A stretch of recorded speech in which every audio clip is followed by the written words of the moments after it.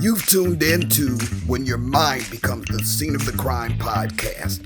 I'm Dr. Linda F. Williams. I take survivors of abuse and trauma from pain to purpose so that you take back your power, tap into the truth of who you are, and live your best life now. I'm going to make this real quick. I resist most of the time jumping on trends when people are jumping on something that happened in the news, but I have got to address Will Smith slapping the taste out of Chris Rock's mouth on camera in public. First of all, I'm not going to play that clip here because he does a lot of cussing afterwards. I'm sure you've seen this clip over and over again, and in the show description below, I have put a link there too. But what I do want to talk about is somebody jumped on this bandwagon and said that he had apologized to Chris Rock. I'm going to play now his apology as he accepted his award, which, given what happened, I would not be surprised if it wound up being the last Academy Award he ever received. Here's the acceptance speech. And the Oscar goes to Will Smith!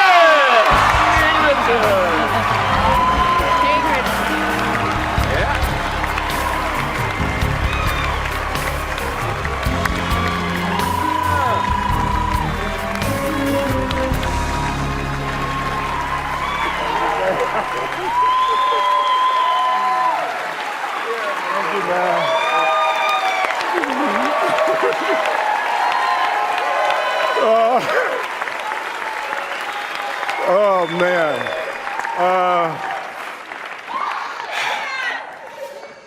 Richard Williams was a fierce defender of his family.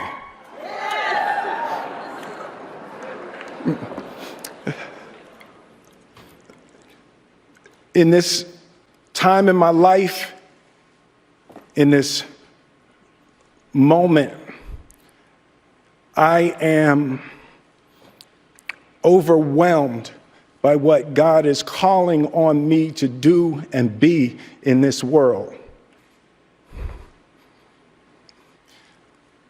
Making this film, I got to protect Ingenue Ellis, who was one of the strongest, most delicate people I've ever met. I got to protect Sanaya and Demi, the two actresses that played Venus and Serena.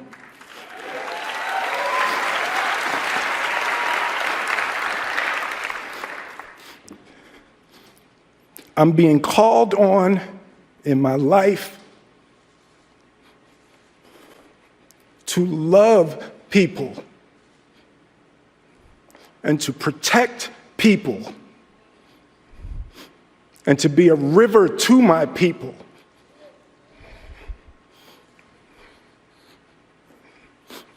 And I know to do what we do,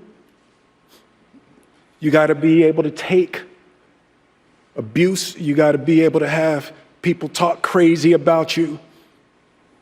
In this business, you got to be able to have people disrespecting you.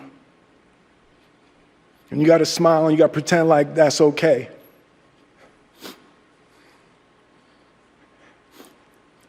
But Richard Williams, and what I loved, thank you, D. Denzel said to me a few minutes ago, he said, at your highest moment, be careful, that's when the devil comes for you.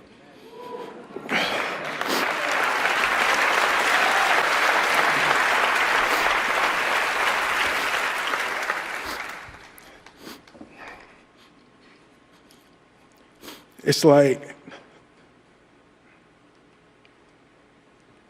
I want to be a vessel for love. I want to say thank you to Venus and Serena. I just spit. I hope they didn't see that on TV. I want to say thank you to Venus and Serena and the entire Williams family for entrusting me with your story.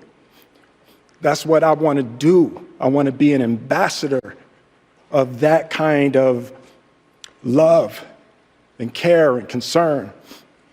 I want to apologize to the Academy. I want to apologize to all my fellow nominees.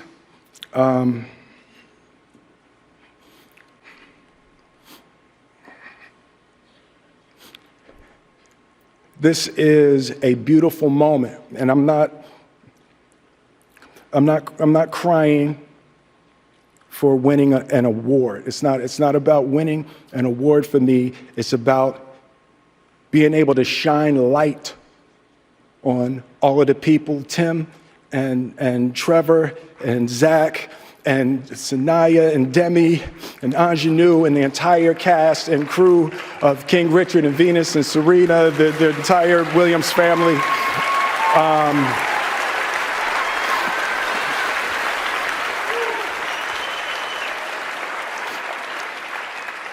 Art imitates life. I look like the crazy father, just like they said. I look like crazy father, just like they said about Richard Williams. But love will make you do crazy things. To my mother, a lot of this moment is really complicated for me, but to my mother, she didn't want to come out. She had her knitting friends. She has a knitting crew that she's in Philly watching with.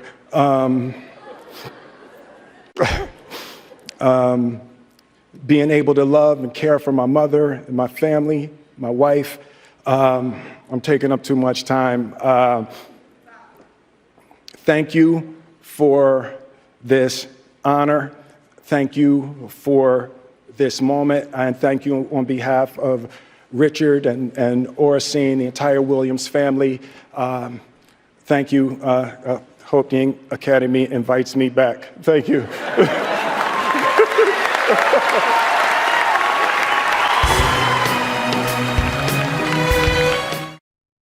Okay, so here's the deal here, y'all.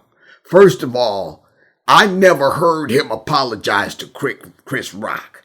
He put a list of people in there. He should have apologized in public to Chris Rock. First, let's deal with the fact that Chris was wrong anyway. If she's got alopecia, which is an autoimmune condition, then you should not be making fun of people who have an illness. Even if that illness doesn't appear that it reduces their quality of life. We aren't there to know how this has affected her. So Chris is wrong. Straight up. Now, I'm going to also say here that I personally have had a problem with what comedians used to do that kept us laughing at ourselves, which is nothing wrong with that. They can no longer do. Now that I've gotten off that soapbox, let's move on. Chris should not have done that. But see, this is what I tell you guys about the importance of our not becoming the wrong that is done to us. Now, we're not even going to talk about the fact that the camera showed him laughing his butt off. Clearly, we didn't see what was behind that laughter. That's frightening enough, okay? But he got up, went up, down. You have to spend time to get up from your seat, climb up on stage, slap the mess out of somebody, turn around, sit down. Now, that's one thing, y'all. But then you get to your seat and you talk about cussing this guy out and saying the F word twice about keeping your wife's name out of his mouth. That whole thing went on way too stinking long. I'm going to offer here that had nothing to do with Chris Rock. That whatever the heck drove Will Smith to act out like that had something to do with something in his past, whatever. Did he have a bad day? Who freaking knows? Okay? But once he did that, he's going to come back and he's going to cuss and cussed the man out twice, then you have had ample opportunity to put a stop on that behavior, a stop on that trigger, and make a decision to act better than you did. Chris is wrong, you wrong, everybody wrong up in here. And to me, he owes Chris an apology. Now, this is the deal, y'all. I once sat in a national meeting. I was a labor leader. I was the president of our union. And so I would deal with our big wig. Well, I had a government job, just so you know, a federal government job. And we would deal with the big wigs in Washington and at headquarters about conditions that affected all the employees nationally. In one of this meeting, and to this day, I can't remember what this guy said, but one of those big wigs at the table in public said something that I found to be extremely demeaning and undeserved. How I handled it was, when I got back, because I had to travel all the way back to Michigan, finish all the meeting, yada, yada, I wrote him an email, and I was not evil in it. I was highly professional, clearly just telling this guy to boil it down. It's you were wrong. I did not appreciate what you said and how you said it, and I deserve an apology. So he writes back all apologetic and everything. I said, no, you belittled me in public. I want a public apology. I got my public apology. So when you do something wrong to somebody and you do it publicly, then you do the apology publicly. Okay? Here's what a true apology should look like. When you apologize to somebody, you acknowledge that you know that you have offended, hurt, whatever the heck happened. You own what you did. Cut it off there. You do not get to give excuses for that. What I heard in Will's speech was a bunch of excuses.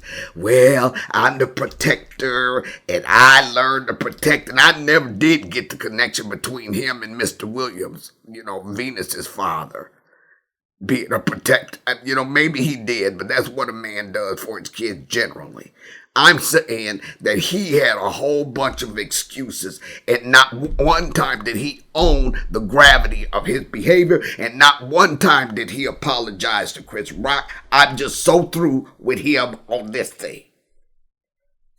And a true apology is 2 parts. Part number 1, you acknowledge what you did, and you acknowledge how it affected the person that you hurt.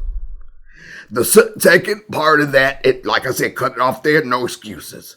And the second part is you ask for forgiveness. Please forgive me. And then you leave that alone. Now, you might apologize to somebody today, and they have been so highly hurt and offended by whatever you said or did that they need some time. And guess what? You don't get to cut that off from them.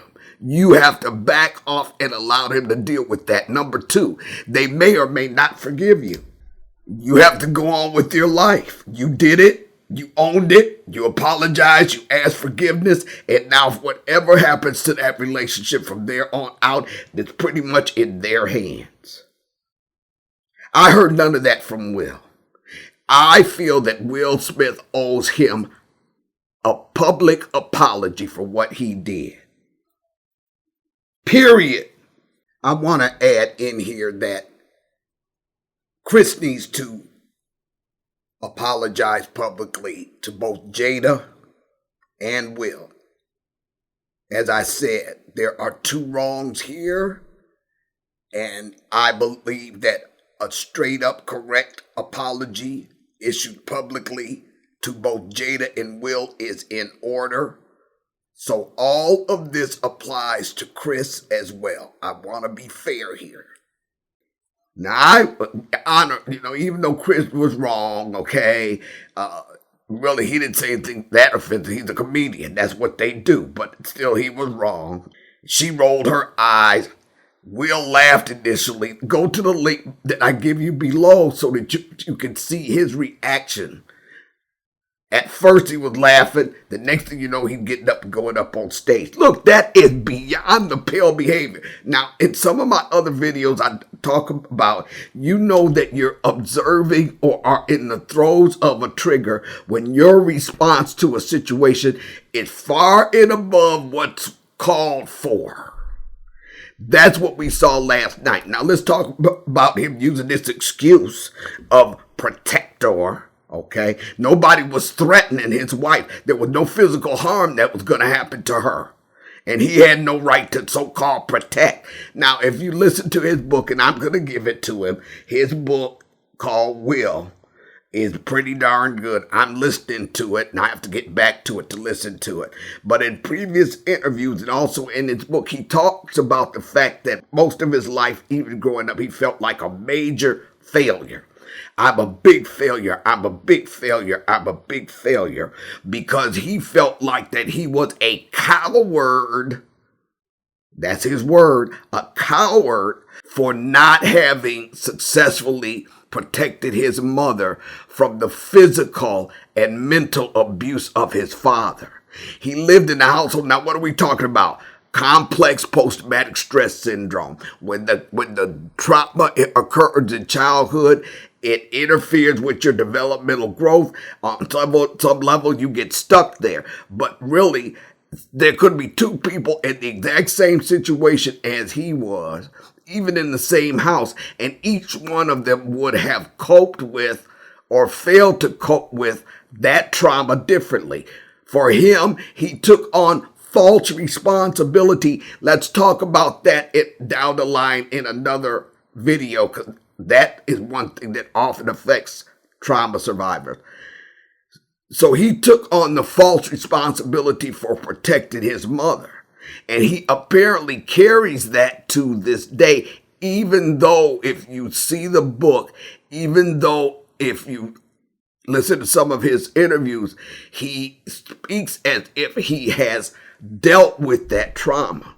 And you guys, this is a prime example of how trauma can take you over and just hijack you on a dime.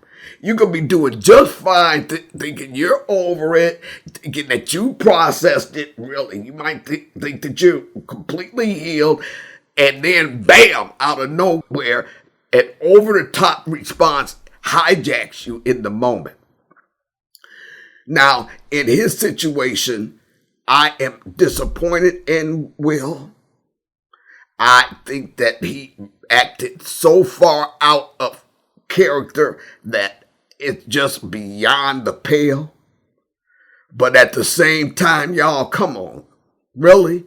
I've been there. Now, I ain't beat nobody up. Well, shoot, when I was growing up, there was a girl that had braces on her legs that beat my behind every dadgum day. I was scared of her. You know, and like I said, back then, I don't know if it was polio or what, but she had those metal braces from like the 60s on each leg, and she would beat me up every day. So I ain't fixing to be hitting on nobody, starting no fight, knowing I'm fixing to lose, okay? So I'm not going to act like that generally. Anyway, but we go off and we have these triggers. And when you see one of those things hijacking you, we know we have more work to do. And it should always begin with sitting our behind down, owning our behavior, asking forgiveness if that's required in the situation, and spending a lot of time trying to figure out where the heck did that come from. Because this is how triggers work. I could have been hurt back in 1969 by some person that's already dead. But something happens in 2022 and it's like a great big huge rubber band in my back. And in a split second, that rubber band snatches me back to 1969. And I'm acting in 2022 as if I was way back in 1969. That's my best way to describe it. So now I got work to do to figure out what is the root of that hijacking, and then walk through the steps necessary for me to heal that thing so that it's not coming back and hijacking me in the future. So I just wanted to deal with this from a different perspective than gossip, okay? I will end this with this. Your best intention will never outweigh the effect of your behavior on others. So in other words, it doesn't matter how well-intentioned you are. If you do something in the middle of a hijacking that is hurtful to others, then that damage is freaking done. The damage is done. You can't take that damage back. So when people say, well, I didn't mean to, I didn't intend to, but you did, dadgummit. You did. And now you have to own your responsibility in that. So your best intention will never outweigh the impact of your behaviors on others. The damage is done. So what I have done, and who's happening it anyway, is I have given you two tools that really work. See, this is not, oh, you need to heal and you need to spend time, self-love. You know what? Bottom line is that book is emotional intelligence for trauma survivors all day long. And as I walked through writing that book for 7 years of my life, I healed. And I got writer's block when it was some other level of healing I needed to come through, some other new realization about myself. And a lesson until I did that, even if it took months, I could not write more on that book. Okay, so we want to be careful to see. One of the tools will help you to stop yourself mid-trigger. I call it the shut up, suck it up, and listen up moment. And I had many of those before the book and after the book and many during the book. Okay, so we don't want to keep putting stuff out there that's going to come back and slap us in the face. Now, I believe, you all can get me corrected on this in the comments if I'm wrong, but I believe this is Will's first Academy Award win. He has been nominated in the past, to my understanding, but like I said, get me right in the comments if I'm wrong. But this is his first win. And what is there on this win? There is the stain of a hijacking that caused him to act immaturely and harmfully in the middle of a situation. Oh, this is what I want to also deal with. In his acceptance speech, he mentioned that Denzel Washington told him, man, be careful, some of your greatest moments when the devil shows up. No, let's quit blaming the devil. Look, this is how it works. All the devil got to do, if we want to talk to the devil, is to keep you off focus so that you don't see where your path of purpose is. Because he know his goose is cooked if you ever wake the heck up and see where your path of purpose is and start walking in the right direction towards your destiny. So all he's got to do is throw up a smoke screen here, a trigger there, a hijacking there, and then set up those situations for you to be off focus. And then whatever you do in the middle of that, you did that. The devil didn't do it. Flip Wilson used to say, the devil made me do it. Now I want to always say, but you gonna pay the consequences. You don't get to blame somebody who made you do something, because Will himself put something out there a while back talking about, it doesn't matter who did you wrong. It doesn't matter whose fault it is. It's your responsibility now to work through that. That's the bad thing about any kind of abuse or trauma, childhood trauma especially. Once somebody does that damage to you, not only do they change the whole trajectory of your life, but they also throw responsibility on you for the healing. They can't make it up to you. They can't change it even if they wanted to. So let's not talk about the devil. Will, you did that. You need to own that. You need to do the work to deal with how come you got triggered like that in public at such an event and just stained a momentous moment in your entire career. Now, if the Academy ever allowed him back, I'm just wondering if anybody will ever vote for him again. I don't know. So like I said, it's the impact of what you do that you can't take back, and it's out there whether you intended to do it or not. Okay, y'all, I'm done preaching for today. I just wanted to get this out there while it was on my mind, and I'll be out again later on this week for another video. I just can't thank you guys enough. Thank you so much for being here, and I'll see you later. Always remember that your greatest power is realizing the truth of who you are. Own it.